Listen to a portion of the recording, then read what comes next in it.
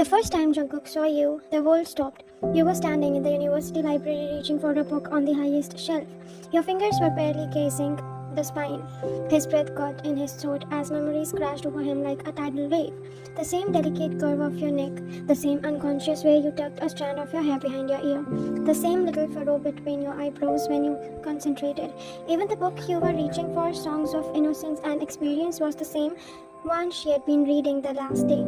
Over 2 centuries ago, need help with that, you turned at his voice. And when your eyes met his, Jungkook felt his knees nearly buckle.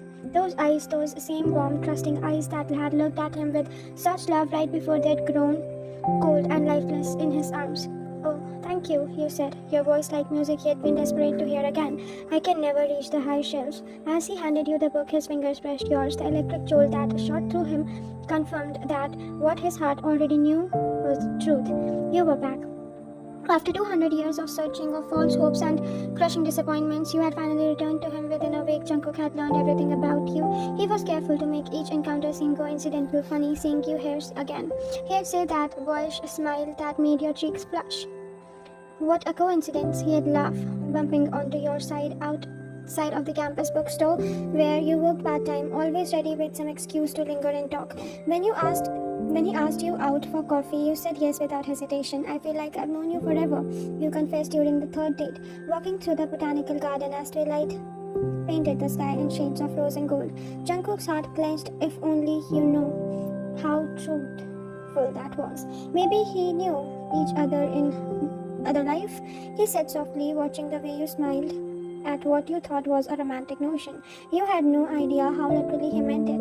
Jungkook was the perfect boyfriend, attentive without being overwhelming, romantic without being cheesy, protective without being controlling. At least that's how it seemed at first. He remembered every story you told him, every preference you mentioned in passing. When you got sick with the flu, he appeared at your apartment with homemade soup and stayed to take care of you despite your protest that he had catch it too. I have a strong immune system, he said, pressing a cool cloth on your fevered forehead. What he didn't say was that he was immune to human illness entirely, one of the few benefits of his cursed existence. The way he looked at you sometimes took your breath away, like you were something precious beyond measure, like you were his entire world.